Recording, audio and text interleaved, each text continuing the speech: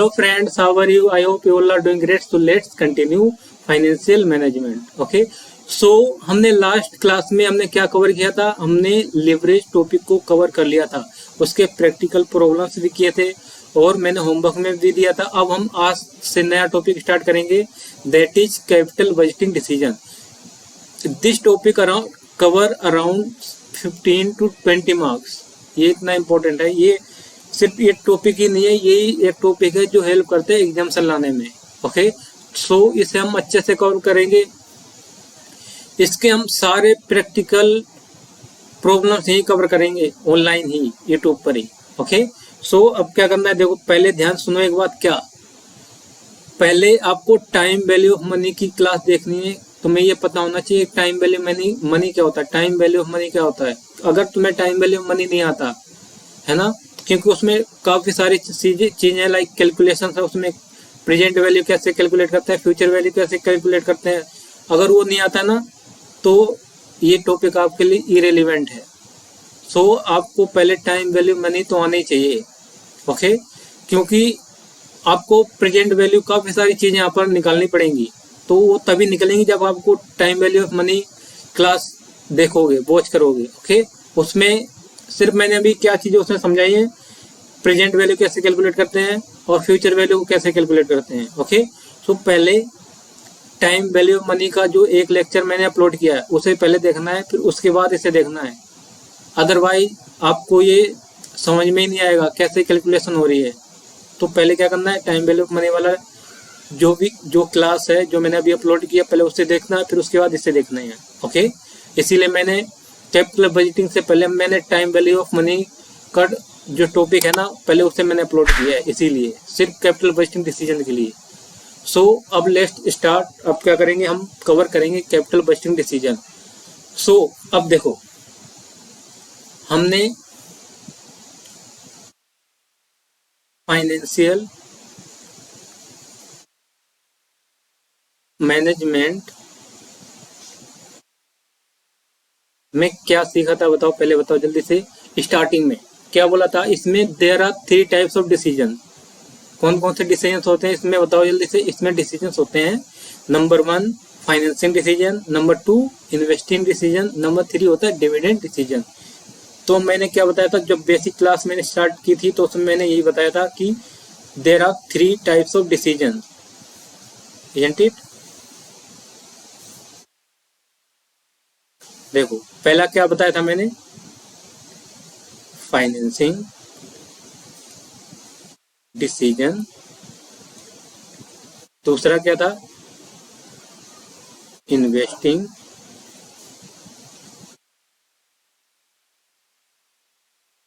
Decision. और third कौन सा था, डिविडेंड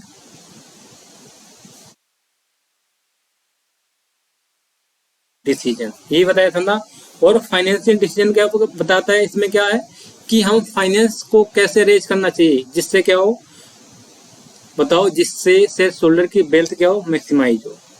पूरे हम एफएम में सिर्फ ये पढ़ेंगे कि how to maximise wealth of share holder, उसकी शेयर होल्डर की वेल्थ कैसे मैक्सिमाइज करें।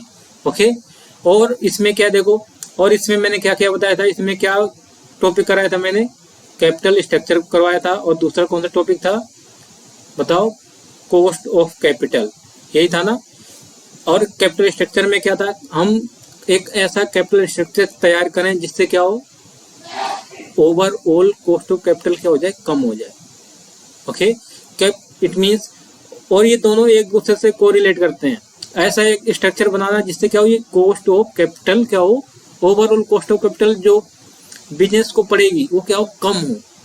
ओके, जितनी कॉस्ट ऑफ कैपिटल कम होगी उतना ही बिजनेस को क्या होगा, प्रॉफिट होगा।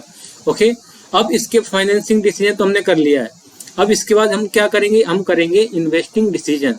इन्वेस्टिंग डिसीजन क्या होता है, जब हम किसी बिजनेस में हम क्या करते हैं, इन्वेस्ट करते हैं, तो 2 टाइप की इन्वेस्टमेंट होती है। नंबर 1 होती है लॉन्ग टर्म इन्वेस्टमेंट, नंबर 2 होती है शॉर्ट टर्म इन्वेस्टमेंट। ओके, अगर हम किसी भी बिजनेस में इन्वेस्ट करते हैं तो उसमें there are 2 types of investment, that is known a long term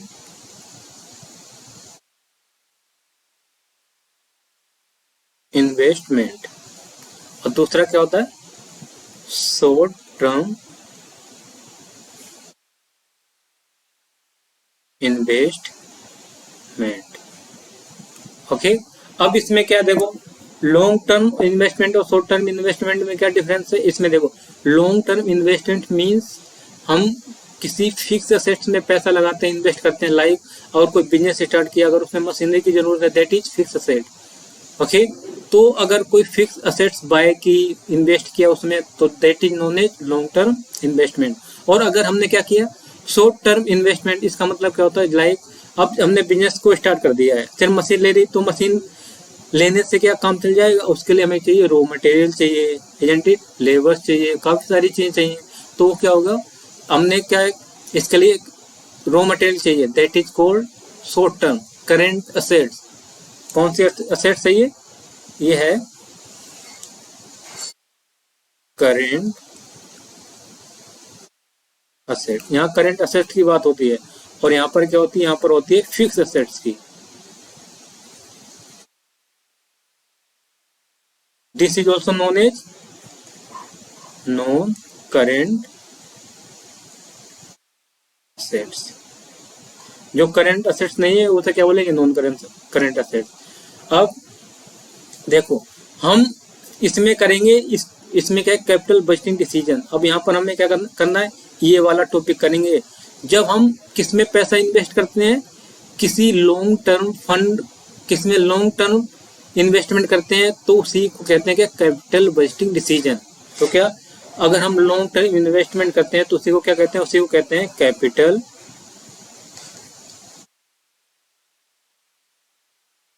budgeting decision. Okay, समझ में आया ना क्या, कि फाइनेंशियल मैनेजमेंट में हमने क्या सीखा था, there are 2 types of decision, financial decision, investment decision and dividend decision. और हमने फाइनेंशियल डिसीजन तो कर लिया है। ओके, अब हम क्या करेंगे, इन्वेस्टमेंट डिसीजन। और इन्वेस्टमेंट डिसीजन भी कितने टाइप के होते हैं, 2 टाइप के। जब हम किसी बिजनेस में पैसे को इन्वेस्ट करते हैं, बिजनेस को चलाते हैं, तो उसमें क्या होती है, 2 टाइप की इन्वेस्टमेंट होती है। कौन कौन सी, लॉन्ग टर्म और शॉर्ट टर्म। और लॉन्ग टर्म का मतलब समझ में आ गया ना, और शॉर्ट टर्म का भी मतलब मैंने समझा दिया क्या होता है। ओके, लॉन्ग टर्म मीन जो 12 मंथ से ज्यादा के लिए यूज में आए asset, that is known as long term. और जो विद इन ईयर के अंदर ही क्या हो जाए, यूज हो जाए, that is known as current asset. Okay, उसी ये क्या है, working capital, like raw material हो गया। ओके, रॉ मटेरियल जो बिजनेस में हमें क्या करना है, रन करने के लिए जरूरत है जिस रॉ मटेरियल की, तो वो क्या बोलेंगे, वही है करेंट असेट। ओके, इसी को बोलते हैं शॉर्ट टर्म इन्वेस्टमेंट। ओके, तो अब हम हेडिंग डालते हैं क्या,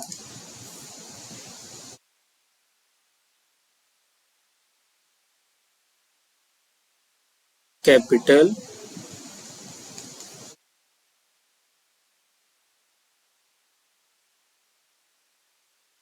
budgeting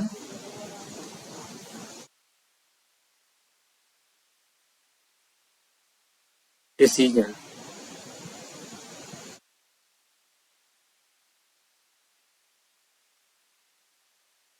capital budgeting decision.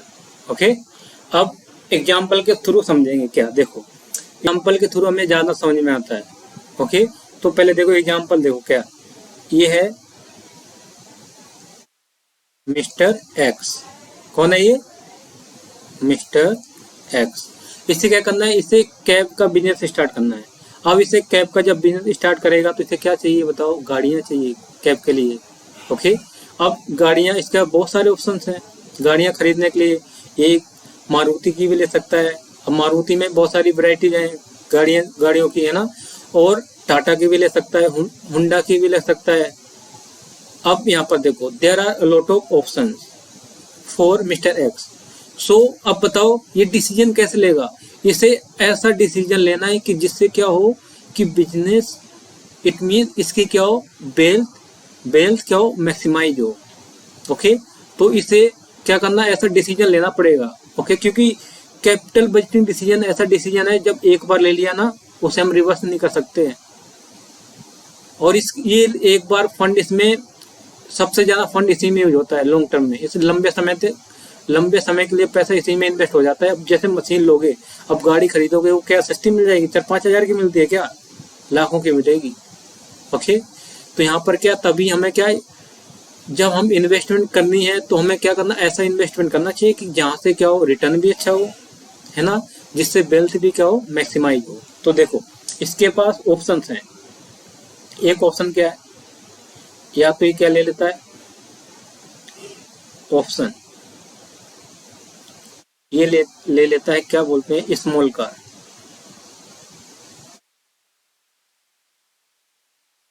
Small car होगी। और दूसरा ऑप्शन क्या है, एक या तो ले लेता है हैचबैक, हैचबैक, ओके।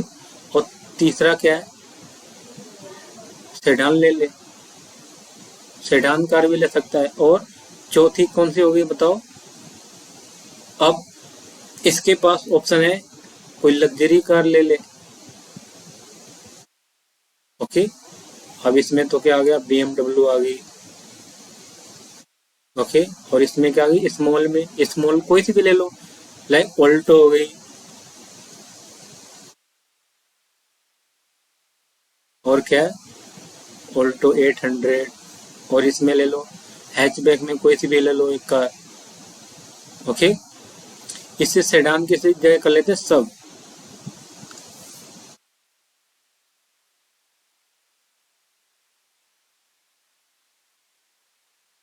सब, ओके, लाइक ब्रेजा। हैचबैक में ले लो कोई सी भी एक कार ले लो, इसमें बलिनो ले लो, सारी मैंने किसकी ले ली, मारुति की, ओके। अब देखो, अब इसके पास क्या है, बहुत सारे ऑप्शंस आ गए, ऑल्टरनेटिव्स हैं इसके पास। अब इसमें क्या है, इससे क्या क्या होना चाहिए, इसकी कॉस्ट भी पता करेगा, इसकी कॉस्ट कितनी है ना, कॉस्ट पता करेगा सबकी, ओके। अब देखो, अगर ये ऑल्टो कितनी 800 लेता है, सपोज ये क्या करेगा, ये चार्ज करेगा 10 रुपीज पर किलोमीटर, ओके। अब अगर बलिनो लेता है, अब देखो इसकी कॉस्ट ऑल्टो से ज्यादा है ना बलिनो की, तो क्या करेगा, इसमें ज्यादा चार्ज करेगा। इसका ले लेते हैं 14 रुपीज पर किलोमीटर, ओके। और अगर इससे ऊपर और महंगी खरीदता है तो उस पर क्या करेगा, ये और फेयर चार्ज करेगा, ओके। तो यहाँ पर देखो क्या है, यहाँ पर ले लेते हैं 20 रुपीज पर किलोमीटर, ओके। अब यहाँ पर अगर इसने लग्जरी ले ली कोई गाड़ी लाइक BMW, ओके, तो यहाँ पर क्या करेगा, तो ये यहाँ पर चार्ज करेगा 35 रुपीज पर किलोमीटर, ओके। अब बताओ, अब यहाँ पर मिस्टर एक्स को ऐसा डिसीजन लेना है कि जिससे क्या हो, जिससे बिजनेस में क्या हो, उसकी जो वेल्थ है वो क्या हो, मैक्सिमाइज हो। उसका ऑब्जेक्टिव यही है क्या, मैक्सिमाइजेशन ऑफ वेल्थ। ऐसा डिसीजन लेना है जिससे क्या हो, वेल्थ मैक्सिमाइज हो, और जिससे क्या हो, प्रॉफिट हो, रिटर्न ज्यादा हो, ओके। तो इसी को क्या बोलते हैं, इसी को बोलते हैं कैपिटल बजटिंग डिसीजन। अब मिस्टर एक्स क्या करेगा, इसमें से कोई सी एक चूज करेगा, जिसमें क्या होगा, ज्यादा उसे रिटर्न मिलेगा, और जिसमें ज्यादा रिटर्न मिलेगा उसी में वेल्थ क्या होगी, मैक्सिमाइज होगी, ओके। तो इसी डिसीजन को हम क्या कहते हैं, इसी को हम कहते हैं कैपिटल बजटिंग डिसीजन। ये डिसीजन क्या होते हैं, ये लॉन्ग टर्म के लिए होते हैं। ये एक बार गाड़ी खरीद ली, क्या ये हर साल चेंज होती है क्या, नहीं, ये लॉन्ग टर्म के लिए होते हैं, ओके, लॉन्ग टर्म के लिए यूज। सो एक बार हमें खरीदनी पड़ती है, तो हमें इसमें क्या, हमें सोच समझ के खरीदना चाहिए। जब भी हमें कोई बिजनेस करना है तो उसमें क्या है, पैसे को सोच समझ के लगाना चाहिए, यानी कि आंख बंद करके लगा दिया, बाद में हो गया लॉस, फिर डिप्रेशन की गोलियां खा रहे हो, ये नहीं होना चाहिए, ओके। तो हमेशा ये चीज ध्यान होनी चाहिए क्या, कि जब भी हम किसी भी लॉन्ग टर्म असेट्स में क्या लगाते हैं, इन्वेस्टमेंट करते हैं, तो उसमें हमें हर चीज देखनी है, उसकी एफिशिएंसी भी देखनी है, ओके। अब उसमें रिटर्न क्या आएगा, अब उसकी कॉस्ट क्या पड़ेगी, जब हर चीज दिखे हो जाएगी, तो अब जो भी इसमें से जो अब कितने ऑल्टरनेटिव 4 ऑल्टरनेटिव्स हैं, अब इसमें से जो भी इसके लिए जो बेटर होगा उसी को क्या कर लेगा, चूज कर लेगा, और बाकी क्या हो जाएंगे, रिजेक्ट हो जाएंगे, ओके। तो इसी को क्या बोलते हैं, इसी को कहते हैं कैपिटल बजटिंग डिसीजन, ओके, तो अब देखो क्या है, अब इसके बारे में पहले कुछ लिख लेते हैं। क्या?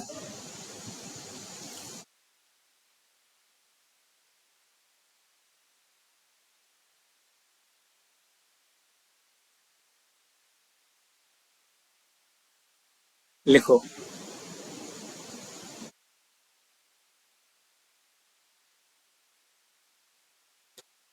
Capital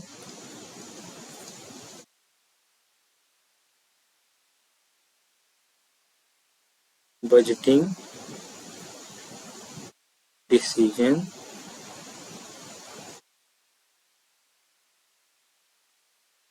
means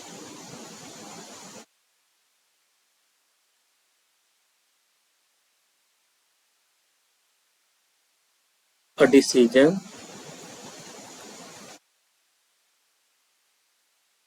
is a situation in which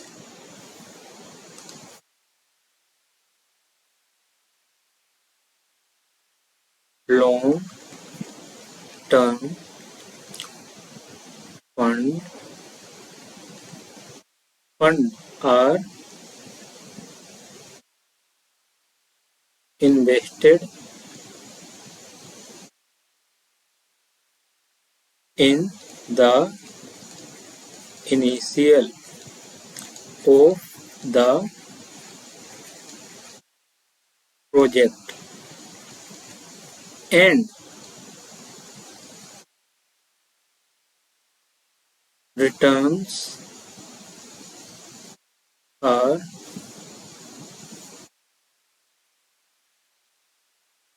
returns are expected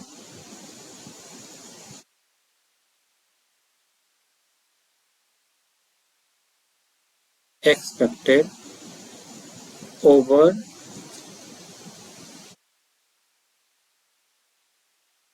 a long term period।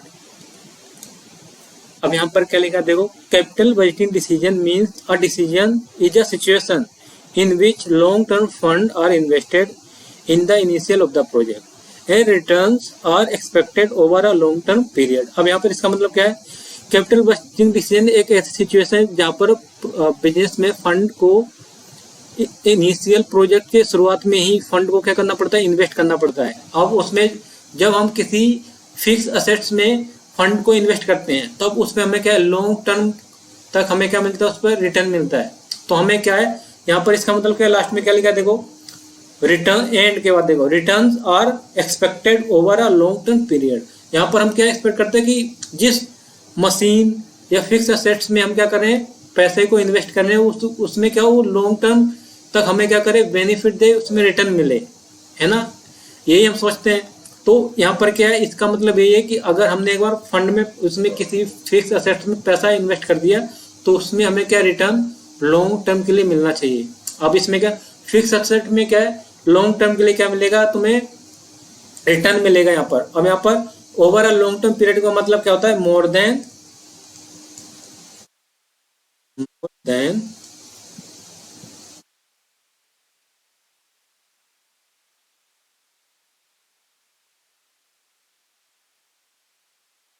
More than 12 months,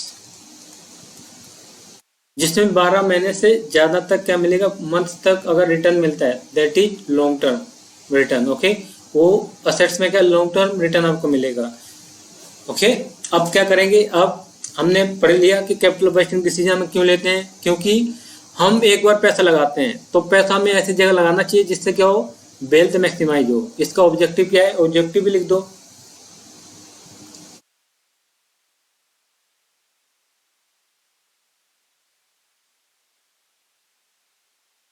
objective क्या है इसका,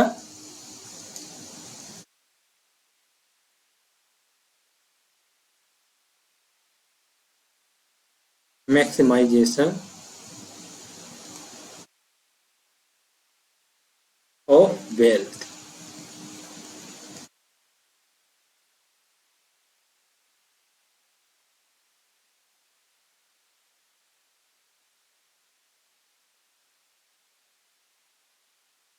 okay, maximisation of wealth. Okay, तो अब क्या करना है, देखो पहले वीडियो पॉज करो, इसे लिख लो, फिर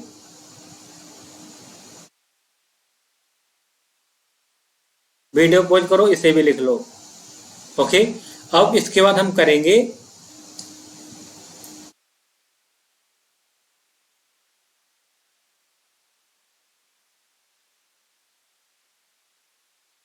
अब हम करेंगे types of capital budgeting decision. कितने टाइप के होते हैं बताओ? हम बिल्कुल जीरो से करेंगे, जीरो से जा रहे हैं बिल्कुल। ओके, अभी हमने बुक को तो छेड़े ही नहीं, अभी तो ये इंट्रोडक्शन क्लास है, फर्स्ट क्लास है। अब इसमें क्या है, types of capital budgeting decision. कितने टाइप के होते हैं बताओ जल्दी से? Types of capital budgeting decision, कितने टाइप के डिसीजन होते हैं? There are 3 types of capital budgeting decision. कितने टाइप के होते हैं, लिखो जल्दी से। There are 3 types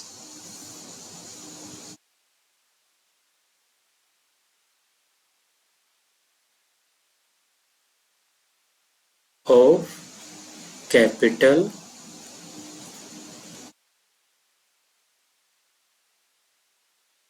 budgeting decision.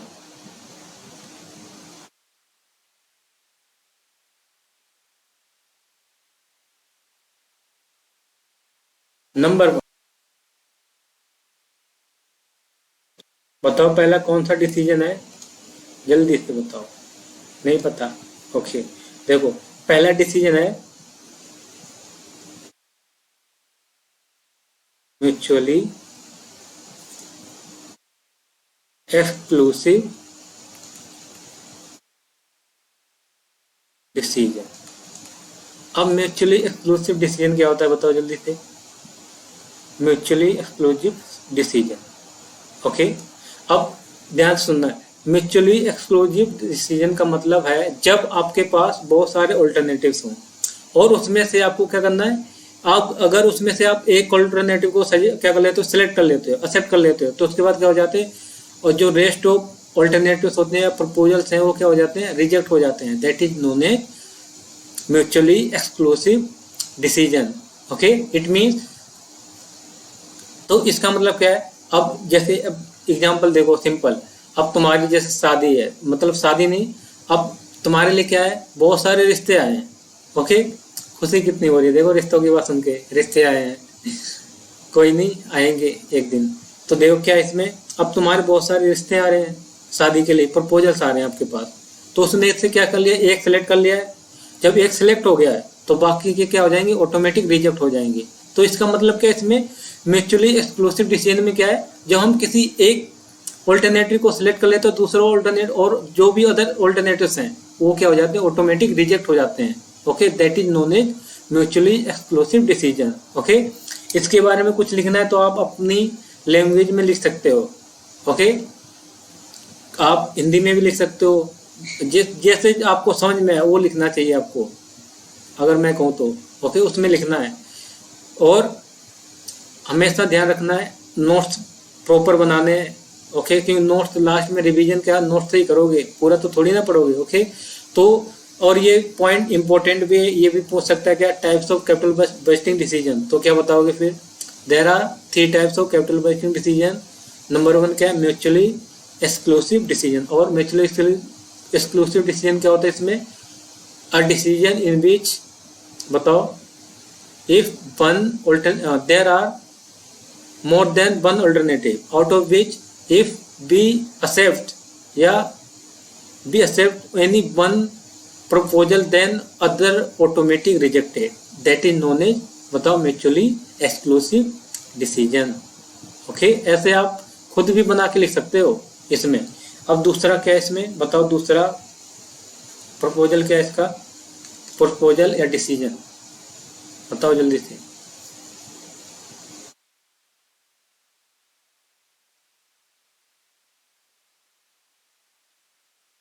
अब दूसरा डिसीजन लिखो जल्दी से, देखो क्या है। कॉम्प्ली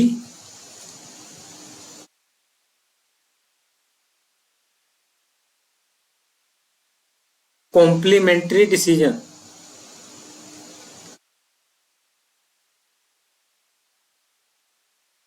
अब कॉम्प्लीमेंट्री डिसीजन क्या होता है बताओ। कॉम्प्लीमेंट्री डिसीजन होता है कि अगर हमने ये, सपोज, इसका मतलब हमने अगर ये सिलेक्ट कर लिया तो इसके साथ दूसरा वाला ऑटोमेटिक क्या करना पड़ेगा, आपको एक्सेप्ट करना पड़ेगा। That is known as complementary decision. अब इसमें ले लेते हैं क्या, फोन। ये फोन है, आप फोन बाय करने गए हो, ओके।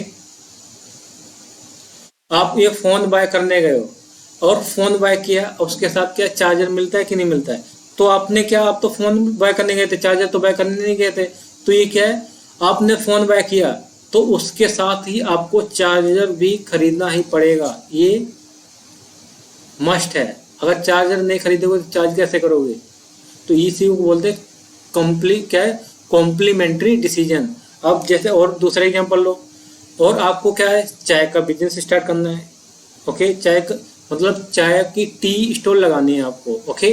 तो टी स्टॉल लगानी है तो सिर्फ चाय से ही तो आप सिर्फ चाय लेने जाओगे, सिर्फ चाय से ही क्या चाय बन जाएगी, चाय की पत्तियों से नहीं। उसके लिए आपको क्या चाहिए, मिल्क भी चाहिए, और क्या चाहिए, शुगर भी चाहिए,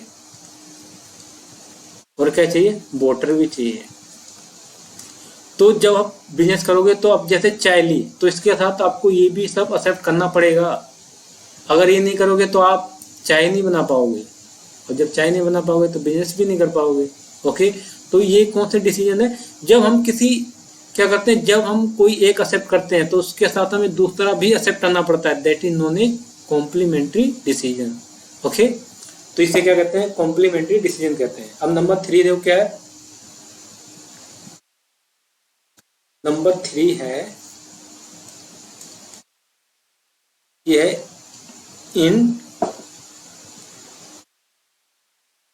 इंडिपेंडेंट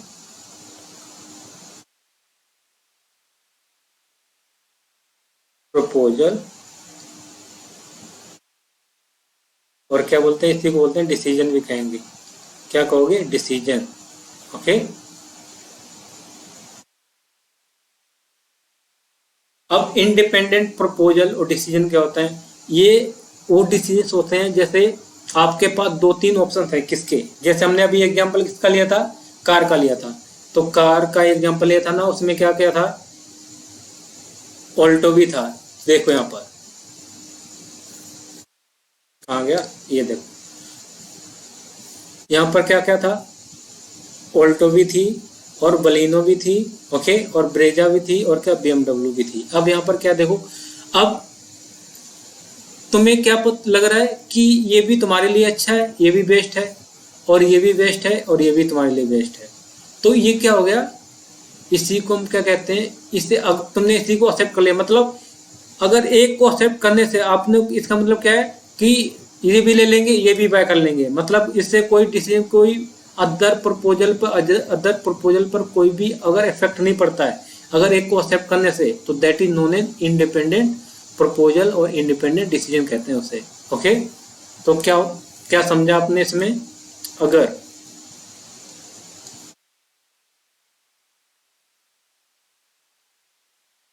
बोलो जल्दी से बोलो, क्या अगर,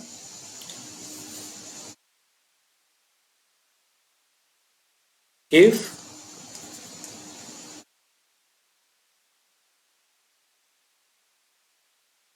acceptance of one proposal does not affect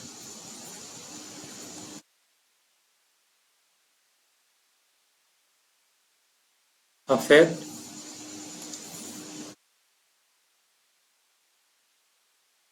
affect क्या, accept and reject of other proposal that is known as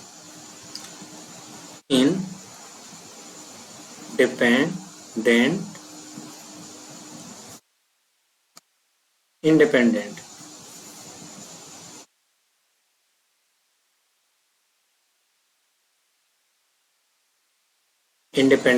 proposal या डिसीजन।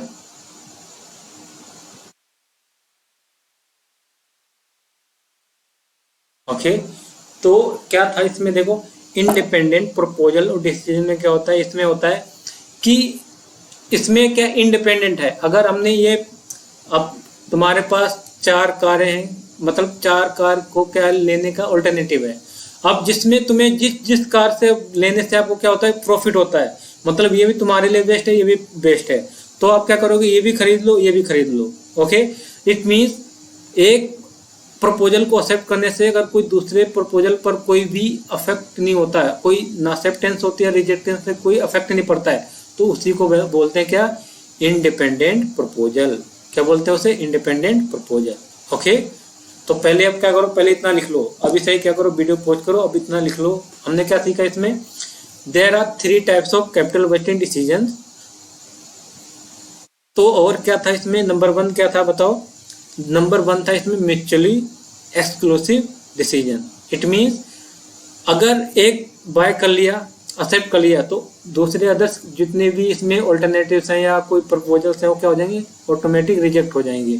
और नंबर 2 कौन सा था बताओ, कॉम्प्लीमेंट्री प्रपोजल। अब इसमें कॉम्प्लीमेंट्री मीन्स अगर हमने फ़ोन बाय कर लिया तो हमें चार्जर भी क्या करना पड़ेगा, बाय करना पड़ेगा फ़ोन के साथ। ओके, इट मीन्स अगर एक एक्सेप्ट किया तो दूसरा भी उसके साथ एक्सेप्ट करना पड़ेगा।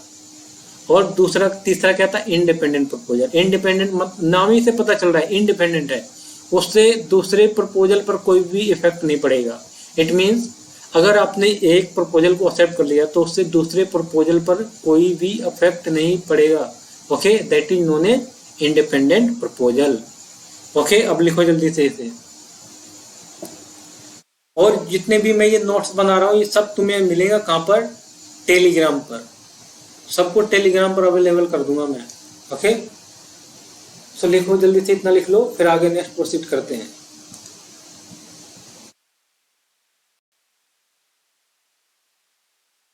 अब यहाँ पर देखो क्या है, अब हम करेंगे क्या, इसमें कितने, there are 3 steps involve in capital budgeting decision. अब इसमें वो 3 स्टेप्स क्या हैं जो कैपिटल बजटिंग डिसीजन में इन्वॉल्व हैं। देखो पहले तो लिख लेते हैं क्या, there are 3 capital budgeting decisions गलत लिख रहा हूँ, capital budgeting decisions involve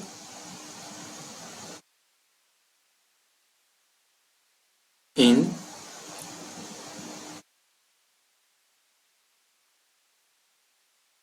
there are 3 steps हैं, नॉट कैपिटल बजटिंग, सॉरी, क्या यहाँ पर देयर आर 3 स्टेप्स आएगा, there are 3 steps, there are 3 steps involves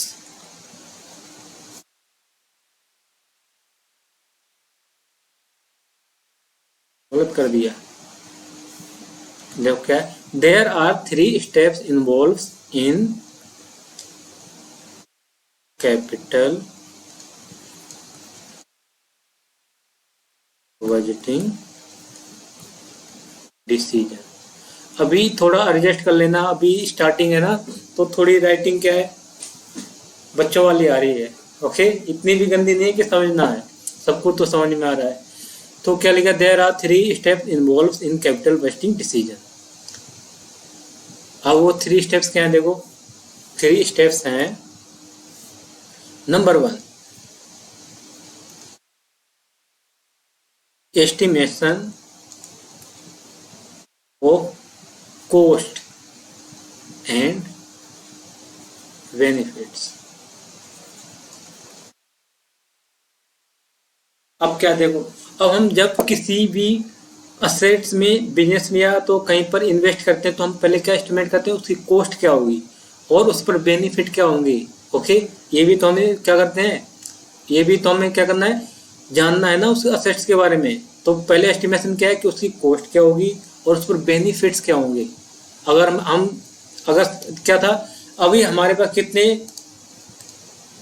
हमारे पास थे कितने, यहाँ पर 4 ऑप्शन थे। तो यहाँ पर हमें क्या देखना है, हर एक ऑप्शन में ये देखना है कि इसकी कॉस्ट क्या है और इसमें बेनिफिट्स क्या इन्वॉल्व है चारों में। तो हमें ये सब देखते हुए क्या करना है, डिसीजन लेना है। अब ये नहीं कि आंख बंद करके कोई भी डिसीजन ले लो, कोई भी असेट बाय कर लो, नहीं। हमें उसकी एफिशिएंसी भी देखनी है। बेनिफिट का मतलब ये है ना, जिसमें क्या हो, जिसकी एफिशिएंसी ज़्यादा हो, जो लाइफ लॉन्ग तक चले, लॉन्ग लाइफ तक चले, है ना। तो ऐसा क्या करना है, इसी को हम क्या कहते हैं, एस्टिमेट करना है कि उसकी कॉस्ट क्या होगी और उसके बेनिफिट्स क्या हैं। ओके, तो फर्स्ट पॉइंट था। अब सेकेंड पॉइंट क्या है देखो, estimation of required rate of return. उसमें क्या है, एस्टिमेट करना रिक्वायर्ड रेट ऑफ रिटर्न कितना होगा, उस वक्त प्रॉफिट कितना आएगा, रिटर्न कितना मिलेगा अगर हम इस पर इन्वेस्ट करते हैं। Okay, that is known A required rate of return. Okay, अब थर्ड क्या है, और कोई भी बिजनेसमैन बिना प्रॉफिट और कॉस्ट बेनिफिट जाने किसी में इन्वेस्ट नहीं करता है। ओके, अब जैसे आप खुद ही कोई बिजनेस करोगे तो आप खुद ही सोचो ना कि आप क्या क्या क्या देखोगे अब बिजनेस को रन करने के लिए, कि हमें ऐसी जगह पैसे इन्वेस्ट करना चाहिए जहाँ पर क्या हो, कॉस्ट भी कम हो और बेनिफिट्स भी हो, और बेनिफिट्स हो और क्या हो, रिटर्न भी ज़्यादा मिले। ओके, यही सब, तो यही सब यहाँ पर है, जो रियल लाइफ की चीज़ें यहाँ पर लिखी हैं, जो हम रियल लाइफ में सोचते हैं। ओके, अब नेक्स्ट क्या है, यूजिंग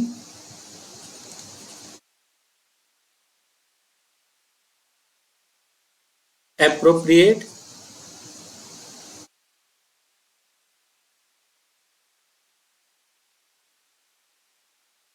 कैपिटल बजटिंग टेक्निक। अब इसमें क्या है, इसमें कुछ टेक्निक्स हैं जिनको क्या करना, हम यूज करना है जिससे कि अप्रोप्रिएट हम क्या करते सकें, कैपिटल बजटिंग डिसीजन ले सकते हैं, अप्रोप्रिएट ले सकते हैं। Okay, appropriate capital budgeting decision की कुछ टेक्निक्स हैं, मेथड्स हैं, जिनके थ्रू हम क्या करेंगे, हम डिसीजन लेंगे। ओके, अभी तो हम क्या करेंगे, तो स्टार्टिंग है, इसमें क्या है, एक ये लास्ट, ये समझ लो लास्ट फर्स्ट क्लास और लास्ट क्लास है जहाँ पर मैं थ्योरी कवर करवा रहा हूँ। ओके, इसके बाद क्या है, प्रैक्टिकली स्टार्ट होगा नेक्स्ट क्लास से। ओके, तो यहाँ पर क्या देखो, पहले हम कवर करेंगे estimation of cost and benefits, उसके क्या है, उसकी कॉस्ट क्या पड़ेगी, और दूसरा क्या एस्टिमेट करें कि उस पर रिक्वायर्ड रेट ऑफ रिटर्न क्या होगा, और जिस प्रपोजल का रिक्वायर्ड रेट ऑफ रिटर्न ज़्यादा होगा तो हम क्या करेंगे, उसी प्रोजेक्ट को क्या करेंगे, एक्सेप्ट करेंगे। एस्टिमेशन क्यों किया है, हम बिजनेस को स्टार्ट करने से पहले हम क्या करते हैं, एस्टिमेट करना है कि किसमें कितना प्रॉफिट होगा। ओके, ये सब हम कैलकुलेट करके देखेंगे, और उसके लिए क्या होते हैं, कुछ टेक्निक्स होती हैं, कुछ मेथड्स होते हैं, वो मेथड को यूज करके करेंगे हम ये सब, और उसके थ्रू हमें क्या करना है, डिसीजंस लेना है, जिसकी कॉस्ट कम होगी और जिसका बेनिफिट जिसमें ज़्यादा होगा और जिसमें रिटर्न ज़्यादा होगा, उसी को हम क्या करेंगे, उसी प्रपोजल को हम एक्सेप्ट कर लेंगे, सिंपल। इसी को हम कहते हैं कैपिटल बजटिंग डिसीजन। ओके, इसे भी लिखो जल्दी से।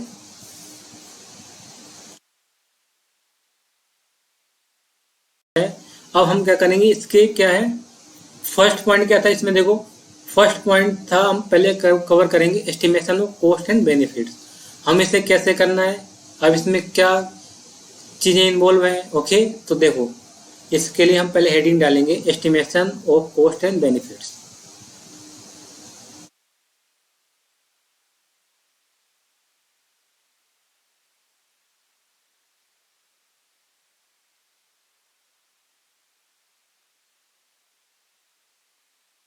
तो क्या इसमें फर्स्ट पॉइंट है ना, क्या, estimation of cost and benefits.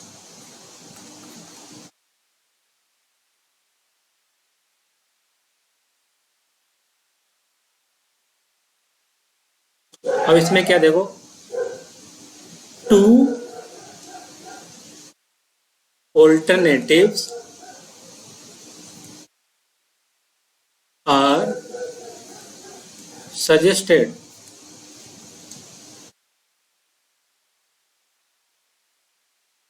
for two alternatives are suggested for measuring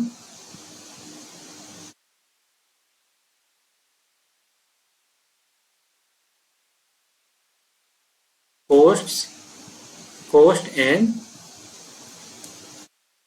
benefit of a proposal, which are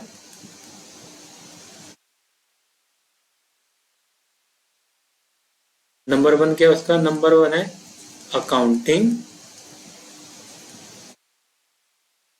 profit, और दूसरा क्या है, दूसरा है कैश फ्लो। अब क्या देखो, इसमें estimation of cost and benefits में कितने, दो ऑल्टरनेटिव्स इन्वॉल्व हैं। कौन कौन से, कॉस्ट और बेनिफिट्स को मेजर करने के लिए नंबर वन है अकाउंटिंग प्रॉफिट, हम अकाउंटिंग प्रॉफिट के थ्रू भी क्या कर सकते हैं, कॉस्ट और बेनिफिट को मेजर कर सकते हैं। और दूसरा क्या है, कैश फ्लो। अब बताओ इसमें से हमें क्या करना है, इसमें से भी हमें चूज करना है एक जो बेस्ट होगा दोनों में से। ओके, तो इसमें से देखो पहले हम बात करते हैं किसकी, अकाउंटिंग प्रॉफिट की।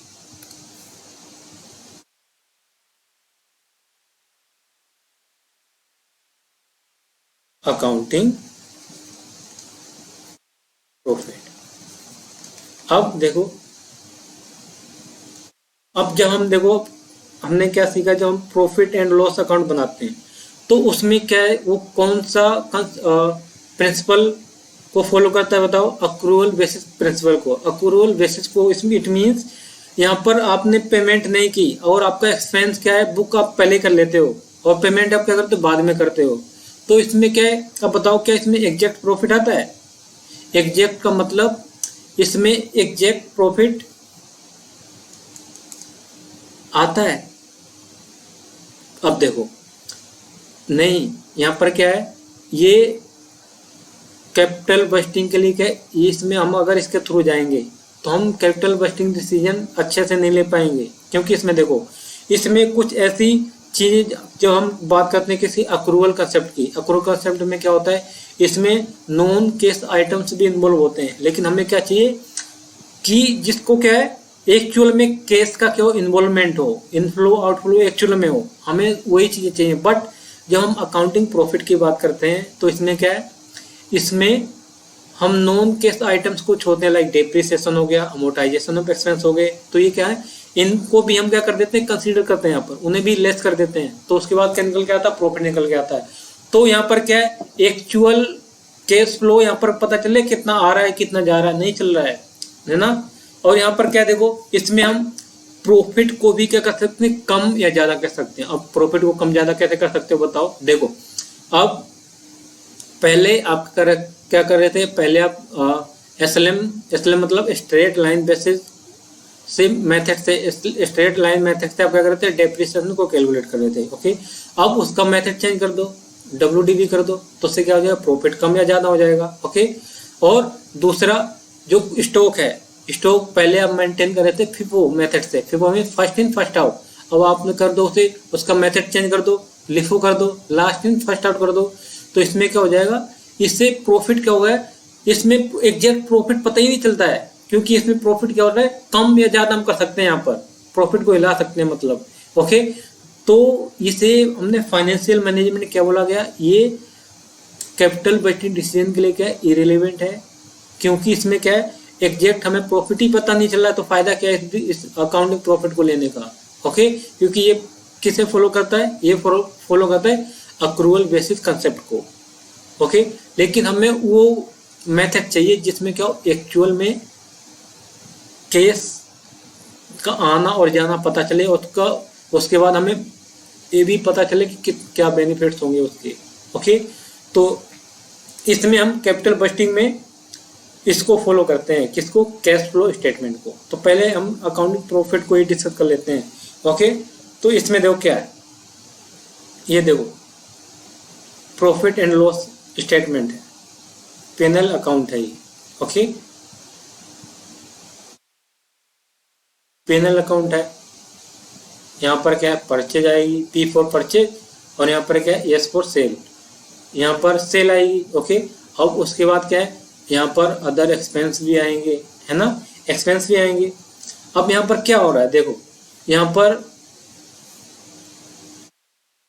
परचेज कर लेते हैं 50,000 की परचेज कर लिए, और 80,000 की सेल ले लेते हैं। ओके, और यहाँ पर क्लोजिंग स्टॉक भी ले लेते हैं, CS मीन्स क्लोजिंग स्टॉक, ये कितना है 20,000। ओके, अब यहाँ पर कुछ एक्सपेंस भी ले लेते हैं, लाइक देखो डेप ले लेते हैं। डेप ऐसा एक्सपेंस है जिसमें कैश का इन्वॉल्वमेंट होता ही नहीं है, नॉन कैश आइटम है, और ऐसे कोई रिटर्न ऑफ कर दिया एक्सपेंस, कुछ रिटर्न ऑफ हो गया, अमोर्टाइजेशन एक्सपेंस हो गया, है ना, तो इसमें क्या है, तो यहाँ पर भी कैश का इन्वॉल्वमेंट नहीं है। ओके, अब और इसमें क्या है, डेप्रिसिएशन, ये क्या है, जब हम SLM मेथड लगा रहे थे तो उससे कितना आ रहा है, कितना डेप्रिसिएशन आ रहा है, उससे आ रहा है 10,000, और वही हम अगर WDV लगा रहे हैं तो उससे कितना 12,000 आ रहा है। तो बताओ यहाँ पर प्रॉफिट को क्या है, हम कम या ज़्यादा अपनी मर्जी से क्या प्रॉफिट एंड लॉस स्टेटमेंट बना सकते हैं कि हमें कितना प्रॉफिट का जनरेट करना है, कितना में शो कराना है, कितना में दिखाना, ज़्यादा करना है या कम दिखाना है। ओके, उसके अकॉर्डिंग हम क्या कर सकते हैं, इसे अपने अकॉर्डिंग ही हम इसे बना सकते हैं। बट जब हम कैश फ्लो स्टेटमेंट की बात करते हैं, कैश फ्लो की बात करते हैं, नॉट स्टेटमेंट, इसमें क्या होता है, इसमें सिर्फ उन्हीं चीज का इन्वॉल्वमेंट होता है जो कैश से रिलेटेड होती है। तो ये क्या होता है, ये एक्चुअल में होता है, ये होता है एक्चुअल में, एक्चुअल में होता है, कितना पैसा गया कितना आया, ये एक्चुअल में होता है। तो हम यहाँ पर कैपिटल बस्टिंग डिसीजन में इसके थ्रू ही डिसीजन लेंगे। तो हमें पहले इसमें क्या सीखना है, कैपिटल बस्टिंग डिसीजन में हमें सीखना है कि हमें कैश CFAT कैसे निकालते हैं। CFAT का मतलब कैश फ्लो आफ्टर टैक्स, ये कैलकुलेट करना हमें सीखना है। ये आपको कम से कम लगेंगी 3 क्लासेस लगेंगी, इसकी कितनी क्लासेस लगेंगी, 3 क्लासेस, क्योंकि बेस जब तक मजबूत नहीं होगा तब तक हम आगे बढ़ ही नहीं पाएंगे। तो बेस मजबूत करना बहुत ही ज़रूरी है। हम इसमें एग्जाम्पल्स भी करेंगे, बहुत सारे एग्जाम्पल्स करेंगे, हर टाइप के करेंगे, कैसे कैसे क्वेश्चन आ सकते हैं, कैसे कैसे क्वेश्चन पूछे जा सकते हैं। ओके, तो हमें ये पता चल गया ना अकाउंटिंग प्रॉफिट हम क्यों नहीं फॉलो करते हैं अकाउंटिंग प्रॉफिट मेथड को, क्योंकि इसमें क्या होता है, इसमें हम प्रॉफिट को क्या कर सकते हैं, कम ज़्यादा कर सकते हैं, और ये अक्रूवल बेसिस कंसेप्ट को फॉलो करता है। ओके, तो इसकी वजह से क्या इसमें नॉन कैश आइटम्स भी क्या होते हैं, इन्वॉल्व होते हैं। तो और हमें क्या चाहिए, एक्चुअल में जो कैश आया और गया हमें ये चाहिए, तो इससे हमें मिल ही नहीं पाएगा ना। तो इससे हमें क्या है, एक्चुअल प्रॉफिट भी पता नहीं चल पाएगा, एक्चुअल प्रॉफिट क्या हुआ है ना। तो इसके बाद और हम बात करते हैं किसकी, cash flow statement, cash flow की। अब कैश फ्लो में क्या है, कैश फ्लो में सिर्फ वही चीज़ें, वही ट्रांजैक्शन रिकॉर्ड करते हैं जो कैश से रिलेटेड होती हैं। ओके, तो यहाँ पर क्या हमें एक्चुअल प्रॉफिट का भी पता चल जाएगा इसमें कैश फ्लो में। तो हम इसीलिए किसे फॉलो करते हैं, कैश फ्लो को, ओके, कैश फ्लो मेथड को, नॉट स्टेटमेंट। तो हमें क्या करना है, देखो हम इसमें अकाउंटिंग प्रॉफिट से नहीं जाएंगे, हमें क्या करना है, और कैश फ्लो से हम क्या करेंगे, क्वेश्चन को सोल्व करेंगे। तो हम अब डालते हैं हेडिंग क्या है, दूसरी क्या है, कैश फ्लो। अब कैश फ्लो में क्या देखेंगे हम इसमें भी क्या क्या कवर करेंगे, इसमें भी 3 चीजें कवर करेंगे। क्या क्या, नंबर 1 है initial cash outflow. Initial cash outflow का मतलब इनिशियल में हम बिजनेस में कितना हमने इन्वेस्ट किया है, that is initial cash outflow ही होता है। 99 नहीं 100% जब हम बिजनेस स्टार्ट करते हैं तो हमें पैसे लगाने पड़ते हैं, तो आउटफ्लो हो गया ना, तो वो क्या है, इनिशियल कैश आउटफ्लो। ओके, और दूसरा क्या है, सब्सिक्वेंट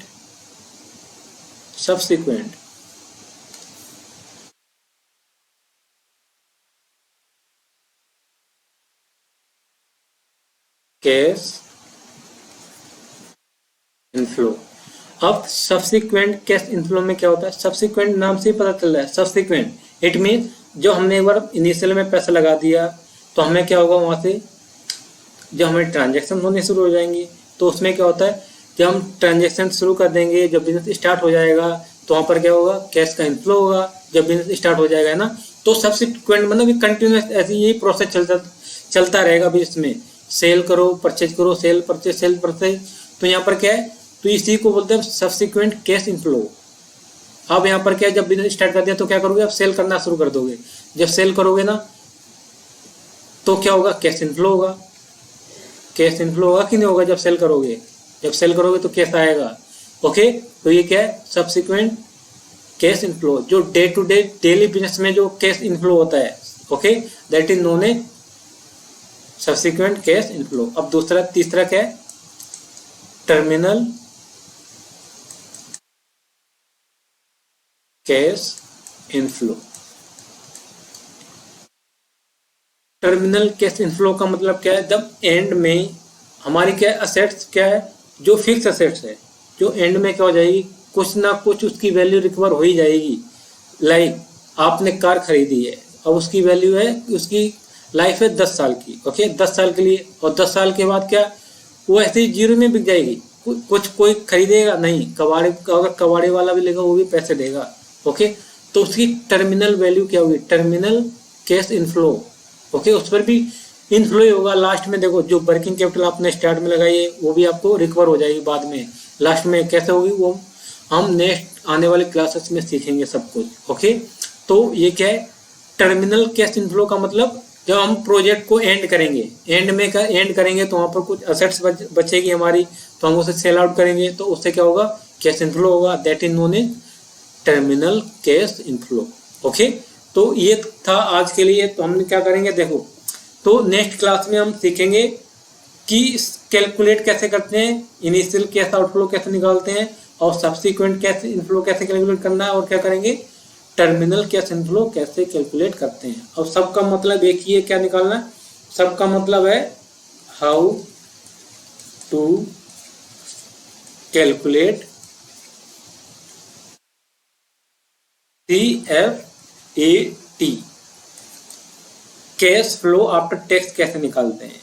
ओके, अगर कैश फ्लो आफ्टर टैक्स आ गया, फिर उसके बाद क्या, उसमें कुछ मेथड्स हैं, टेक्निक्स हैं, फिर उनका यूज करना सीखेंगे। ओके, जब टेक्निक्स, फिर उसके थ्रू हम क्या लेंगे, डिसीजन लेंगे, which project is beneficial for you. तो उसमें तुम्हें क्या करना है, कमेंट भी करना है, बताना भी है क्यों है, और रीजन ही बताना है क्यों ये वाला एक्सेप्ट किया और ये वाला क्यों रिजेक्ट किया है। यहाँ पर आपके पास 2-3 प्रपोजल्स होंगे, आपको उसमें से एक एक्सेप्ट करना पड़ेगा। ओके, एक एक्सेप्ट करोगे और बाकी के रिजेक्ट हो गए, और तुम वहाँ पर क्या है, रीजन भी बताना है, कमेंट में लिखना भी है कि हमने ऐसा क्यों किया। ये सब क्या है, आगे ये सब आगे हम सीखेंगे आने वाले क्लासेस में। तो सबसे पहले हम क्या सीखेंगे, how to calculate CFAT, cash flow after tax.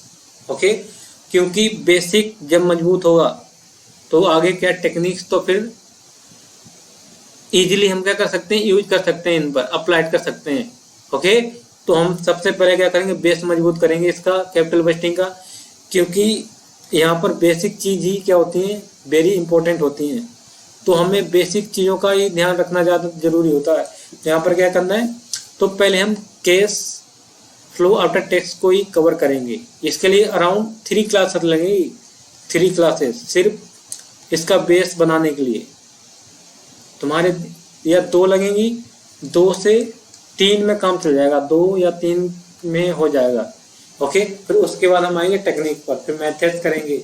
हाँ, इसमें क्या है, यहाँ से ये मैंने स्टार्टिंग में बोला था कितने कवर करता है, 15 to 20 मार्क्स। अब देख लो आप कितना इंपॉर्टेंट है ये वाला टॉपिक। 15 to 20 मार्क्स सिर्फ ये कैपिटल बजटिंग डिसीजन ही कवर करता है, तो हम इसे अच्छे से कवर करेंगे और सब कुछ करेंगे, प्रैक्टिकल प्रॉब्लम्स भी ही करेंगे, ओके, स्टडी मैथ से भी करेंगे, दोनों तीनों जिसमें भी हैं। It mean I am talking about CA semi inter as well as CS executive also, okay. So practical problems भी करेंगे। अभी तक मैंने जितने भी लास्ट में दो तीन चैप्टर भी जितने भी कराए हैं, सब में मैंने प्रैक्टिकल प्रॉब्लम्स भी साथ में कराई हैं, ओके। सो हम यहीं पर एंड करते हैं क्लास को। सो I think it is enough for today. In next class we will continue capital budgeting decision. So if you like this video, do like, share and subscribe. Till then, bye bye and take care.